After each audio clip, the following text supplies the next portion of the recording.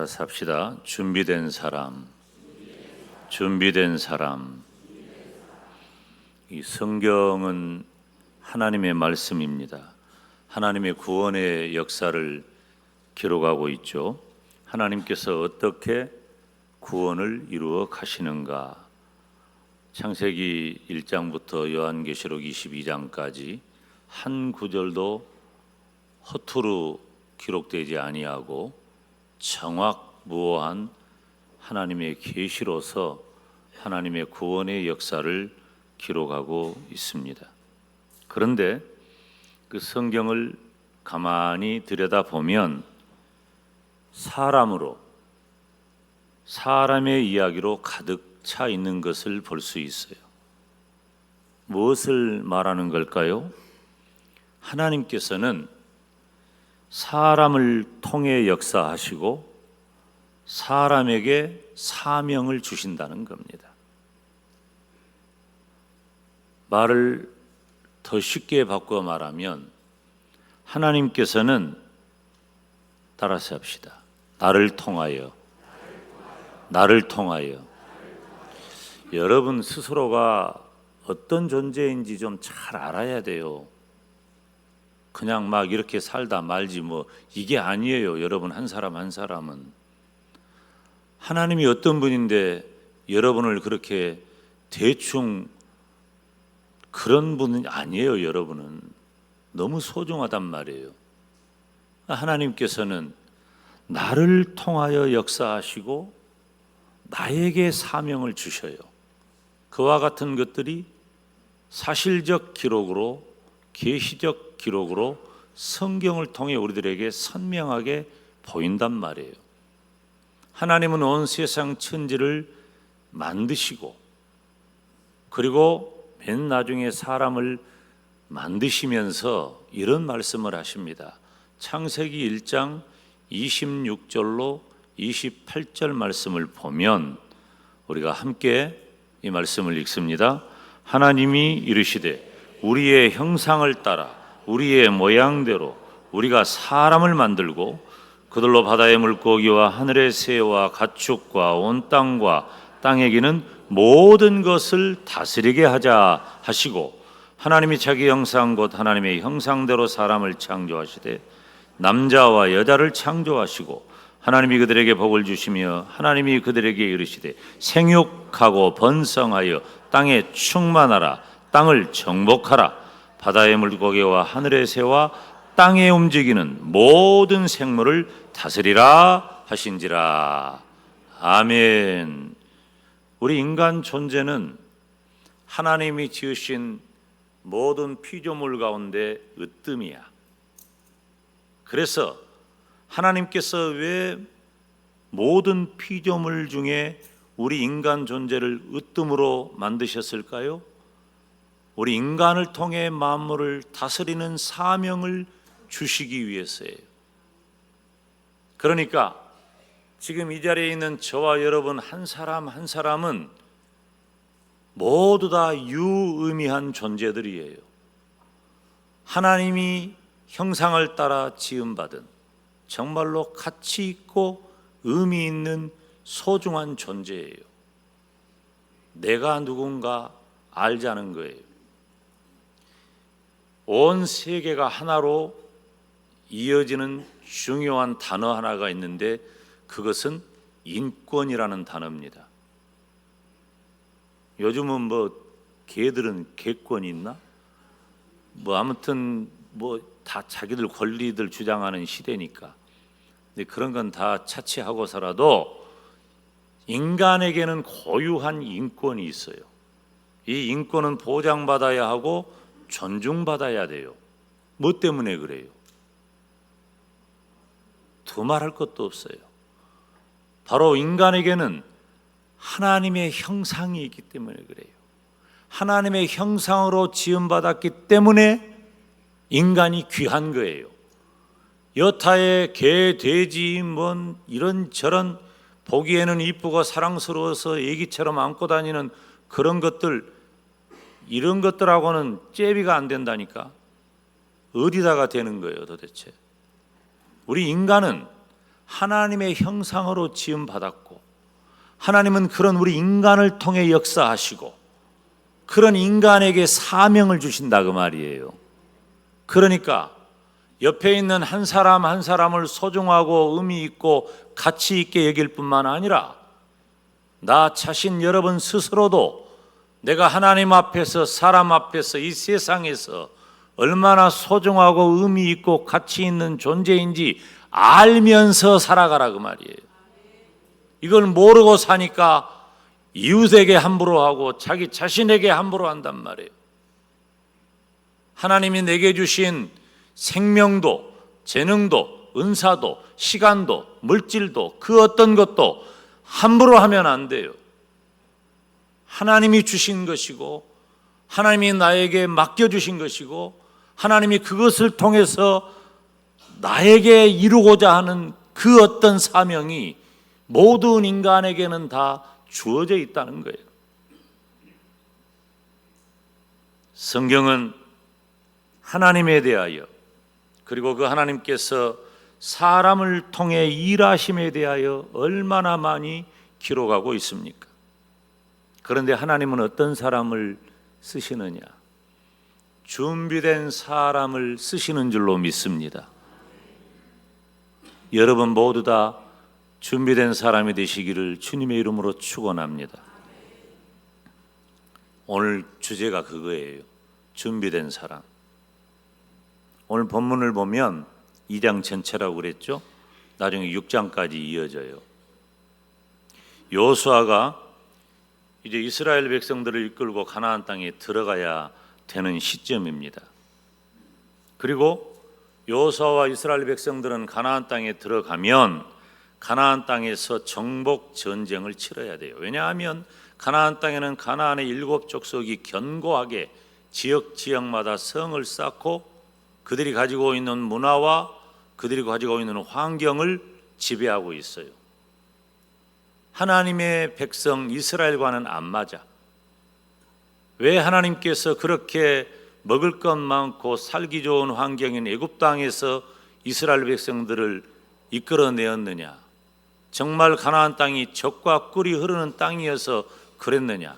객관적인 지표를 보면 가나안 땅은 그렇게 사람이 썩 살기 좋은 환경만은 아니에요. 물론 지역에 따라 좋은 곳도 있지만, 그러면 하나님께서 애굽 땅에서 이스라엘 백성들을 이끌어내어 가나안 땅으로 들어가게 하신 이유, 그리고 몇 가지 이유는 있지만은 근본적으로 광야 40년 세월 동안 이스라엘 백성들을 가나안 땅에 들어가기까지 여러 가지 크고 작은 사건과 환경 속에 연단하신 이유 뭐예요? 하나님만 섬기는 사람으로 가나안 땅에서 살아가라는 겁니다. 그렇게 거룩하게 구별된 민족으로 너희들이 생육하고 번성해서 장차 예수 그리스도를 나게 한 족속이 되고 예수 그리스도를 통해서 범죄하여 타락한 온 인류를 구원해 내시는 하나님의 거룩하신 뜻을 성취할 민족으로 살아라.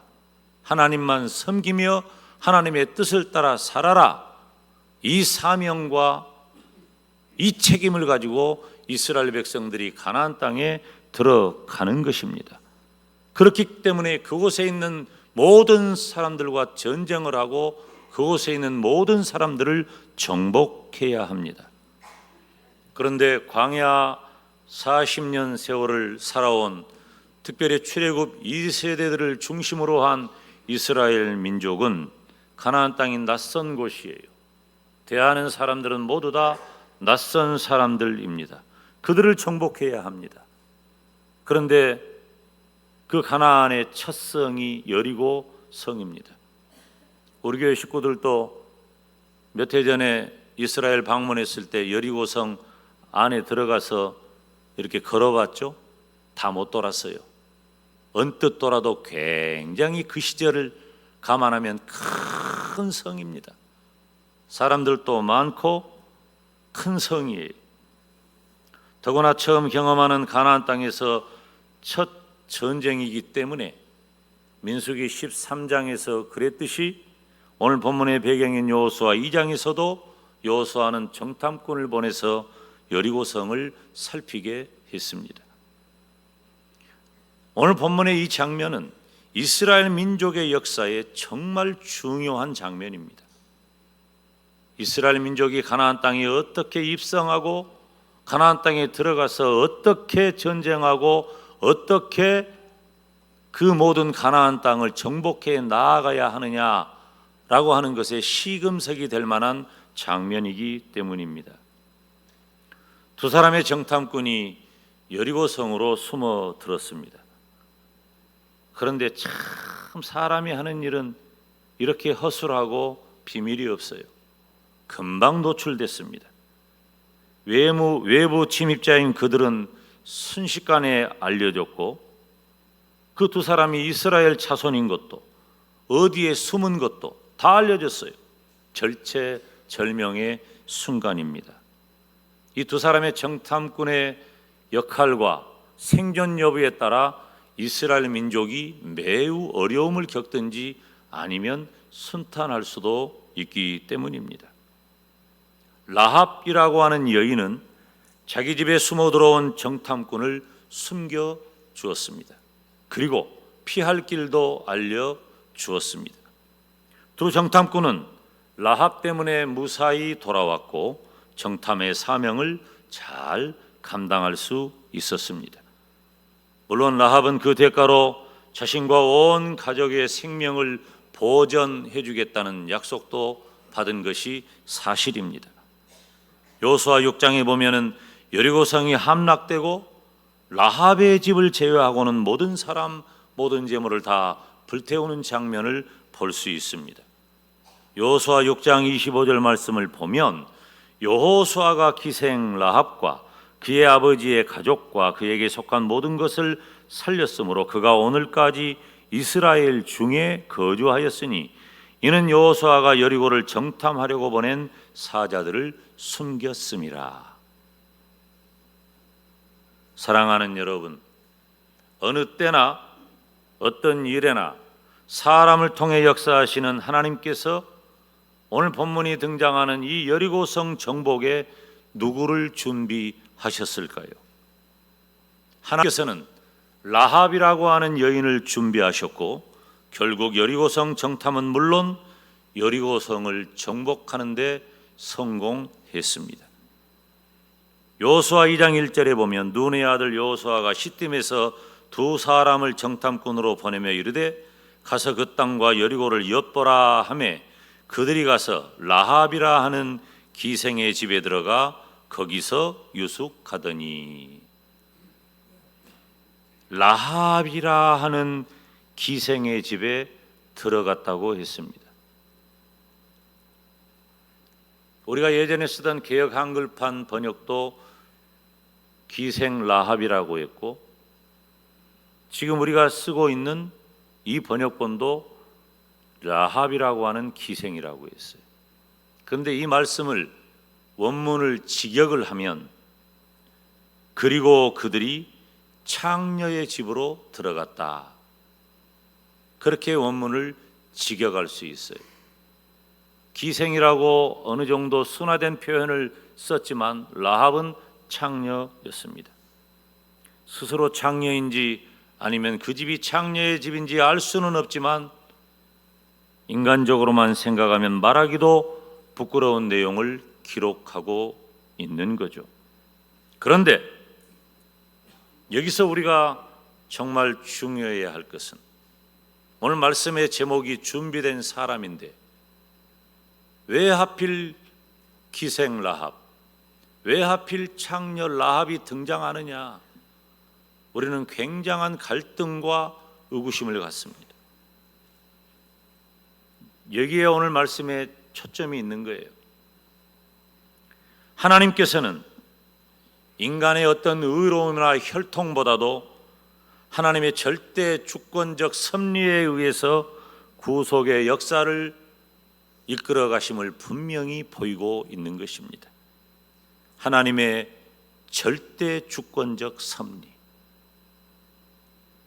하나님께 쓰임받는 사람은 하나님께서 준비하십니다. 우리가 주님의 몸된 교회 안에 수많은 일꾼들이 있어요. 그런데 수많은 일꾼들은 하나님께서 주권적으로 부르시고 하나님께서 주권적으로 쓰시는 사람이에요. 기분 내키면 하고, 하기 싫으면 안 하고, 직분이 주어지면 하고, 안 주어지면 안 하고, 내 마음이 편하면 하고, 불편하면 안 하고, 세상 일이 잘 되면 교회 일도 기분이 좋고, 안 되면 교회 일도 에이 내가 뭐 이것까지 해야 접어버리고, 이런 게 아니야. 하나님께서 교회 안에 쓰시는 사람은 하나님께서 주권적으로 부르시고, 아멘. 하나님께서 주권적으로 사용하십니다. 이건 개인적인 기본적 신앙이에요. 기본적 신앙일 뿐만 아니라 기본적인 사명의식이에요. 하나님의 주권적 섭리와 믿음에 대해서 기생 라합을 성경은 어떻게 기록하고 있습니까? 히브리서 11장은 믿음장인데 히브리서 11장 31절에 믿음으로 기생 라합은 정탐꾼을 평안히 영접했다고 했어요. 오늘 본문에 기록하고 있는 여호수아 2장에 기록하고 있는 라합의 모습을 성경은 믿음이라고 기록하고 있어요. 우리는 갈등할 수 있죠. 사랑하는 성도 여러분, 단언컨대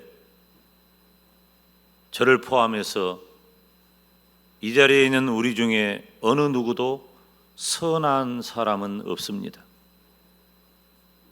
물론 그렇다고 해서 함부로 살거나 아무렇게나 살아도 된다는 말은 결코 아닙니다.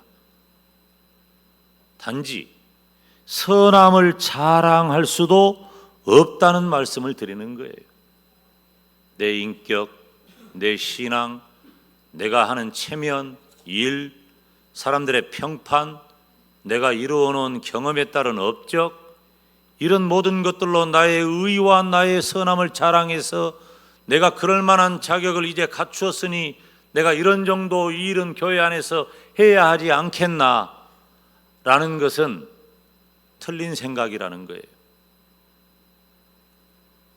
에베소서 2장 말씀을 보면 8절 9절에 나의 구원도 심지어 이런 기본적인 선언에 주목해야 합니다. 함께 읽습니다. 너희는 그 은혜에 의하여 믿음으로 말미암아 구원을 받았으니 이것은 너희에게서 난 것이 아니요 하나님의 선물이라. 행위에서 난 것이 아니니 이는 누구든지 자랑하지 못하게 함이라. 아멘. 여러분, 우리가 예수님 믿었습니까? 내가 예수님 믿은 거예요? 우리가 하나님 앞에서 하나님, 내가 예수님 믿으니 나 구원해 주세요, 이겁니까? 아니에요. 우리가 받은 구원은 나는 철저하게 무능하고 철저하게 부패하고 심지어 허물과 죄로 이미 죽어버렸지만 하나님의 은혜로, 하나님의 주권적인 섭리로 나를 선택하셔서 나를 살려주시고 나를 구원하시고 나에게 생명을 주시고 나에게 천국 갈 복을 주셨다는 겁니다. 우리가 구원에 대해서 내가 한 일이 뭐 있어요? 아무것도 없어. 할 수도 없고 한 적도 없어요. 오직 하나님의 은혜인 줄로 믿습니다. 그렇기 때문에 저와 여러분 우리 모두는 주님의 몸된 교회에서 내가 준비된 사람이 되어 쓰임받는다는 것은 내가 가진 어떤 나 자신의 합당한 조건 때문이 아니에요. 사람들의 평판이나 내가 스스로 가지고 있는 어떤 선함이나 내가 이룬 업적이나, 물론 다음 주부터 그런 부분에 대한 설교를 또 할 것이기 때문에 그 부분이 유의미해요. 그렇지만 오늘 말씀은 가장 기본이 되는 것, 내가 주님의 몸된 교회에서 어떻게 살아갈 때에 가장 기본이 되고 본질이 되는 것은 무엇이냐라고 하는 말씀을 지금 드리는 거예요. 이 출발점이 제대로 되어 있지 않으면 다 틀린 거야. 그래서 이 땅에 세워진 교회가 역기능적인 모습이 너무 많이 나오는 거예요. 이게 안 돼 있기 때문에 그래요. 주님의 몸된 교회에서 내가 쓰임받기를 원한다면 내가 가진 어떤 조건에 합당함이 아니라 따라서 합시다. 하나님께서 나를 주권적으로 부르신다. 주권적으로 쓰신다. 하나님의 주권인 거예요. 다시 따라합니다. 오직 하나님, 오직 하나님. 우리는 오직 하나님인 거예요. 오직 하나님. 여러분은 준비된 사람입니까? 여러분은 하나님께서 부르셔서 교회 일꾼으로 쓰기에 맞도록 준비된 사람입니까? 이 영어에 보면 가끔 이 외국 드라마나 영화나 그리고 뭐 한국 사람들도 이런 말 많이 하니까 이런 표현이 많이 나와요. Are you ready? 라고 하는 말이 많이 나와요. 뭘 하고자 할 때, 시작하고자 할 때, 가고자 할 때 정말 많이 쓰는 말이 Are you ready? 준비됐냐? 그 말이에요. 우리들도 영어는 안 쓰지만 그런 말 많이 하잖아요. 제가 아내한테 제일 많이 하는 말이 나가야 되는데 준비됐어요? 준비됐나요? 준비됐어? 몇 번 물어야 돼? 준비됐어? 그럼 가자. Are you ready? 만약에 하나님께서 저와 여러분에게 그렇게 물으신다면 Are you ready? 라고 물으신다면 Yes, I'm ready. 그래요. 나 지금 준비됐어요. 금방이라도 움직일 수 있어요. 금방이라도 나갈 수 있어요. 금방이라도 일할 수 있어요. 지금 다 준비되었어요. 이렇게 우리가 선뜻 말할 자신이 있습니까? 멋모르고 주의 종이 되겠다고 말해버리던 17살 소년 김용대는 지금 이 시간에 하나님께서 너 주의 종이 되겠느냐, 주의 종이 되기 위해 준비됐느냐 라고 물으신다면 뭐라고 대답할까요? 주여 나를 떠나소서. 나는 죄인입니다. 내 모습을 보면 부족한 점은 너무도 부끄럽고 죄송한 것밖에 없어요. 아무런 자격을 갖추지 못했어요. 만약에 하나님께서 김 목사야, 네가 무엇이 준비되어서 무엇을 할 수 있겠니? 라고 물으신다면 용서하세요. 저는 아마 한 걸음도 걸어가지 못할 것입니다. 어쩌면 저와 여러분 우리 모두는 예외 없이 정말로 네가 주님의 몸된 교회에서 이것도 하고 저것도 하고 충성하고 헌신할 수 있겠냐고. 여러분, 교회가 뭔데요? 우리 주님께서 피값으로 세우신 생명의 공동체 아닙니까?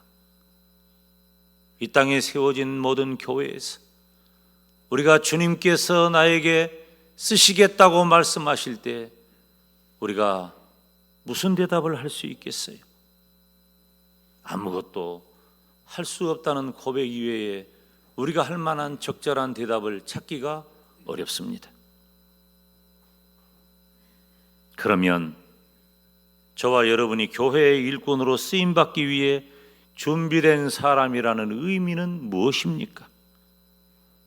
더 말할 것도 없어요. 그것은 나에게 있는 게 아니에요. 그것은 나에게 있는 것이 아니라 하나님께서 나를 주권적으로 부르시고 하나님께서 나를 주권적으로 사용하신다는 의미입니다. 하나님이 하신 거예요.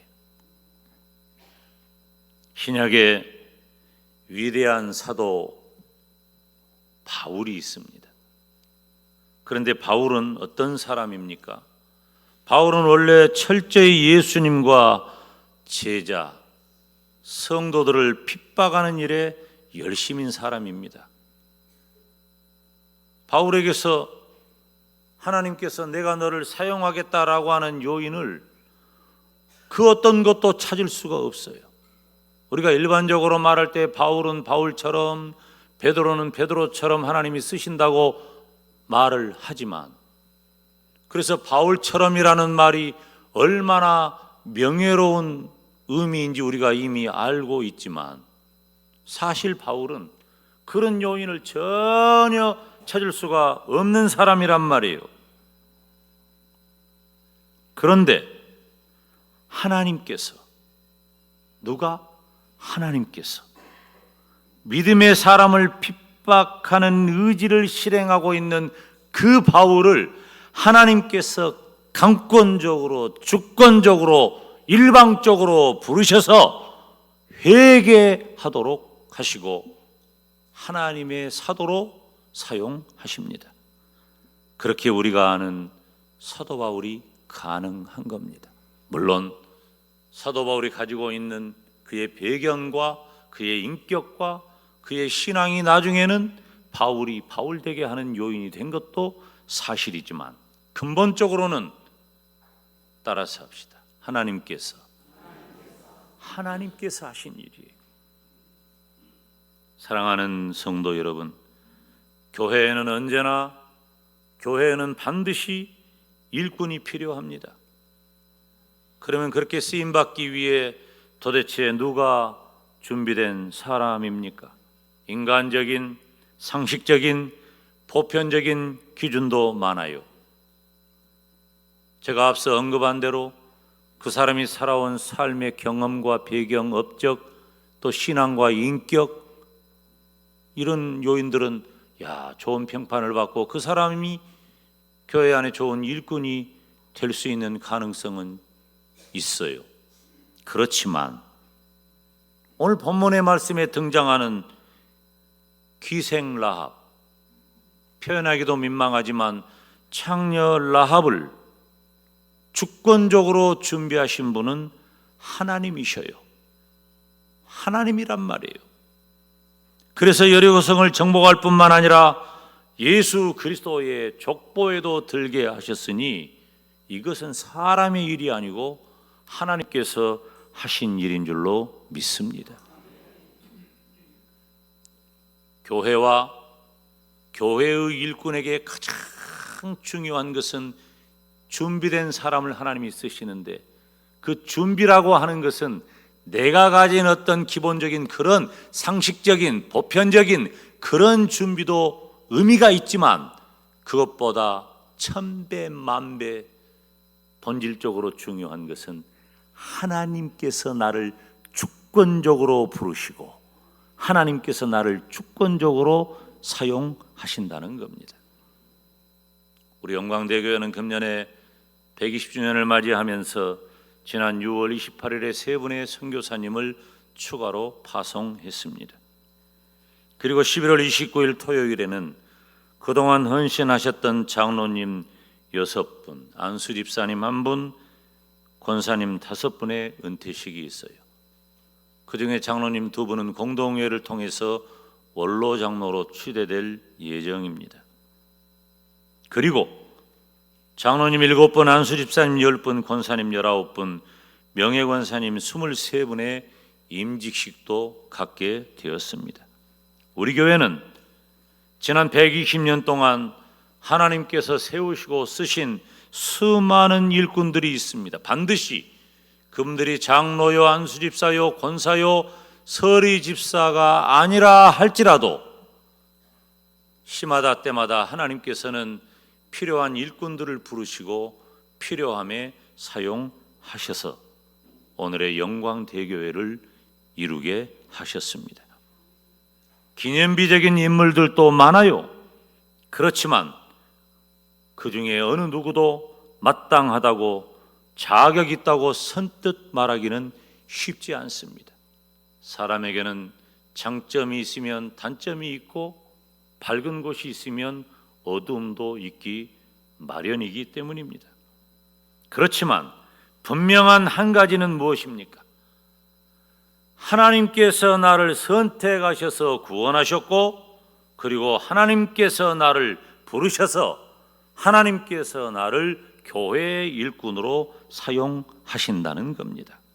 다시 말하면 저와 여러분 한 사람 한 사람은 하나님의 주권적 섭리 아래 있고 하나님의 주권적 섭리 아래 쓰임받게 된다는 것입니다.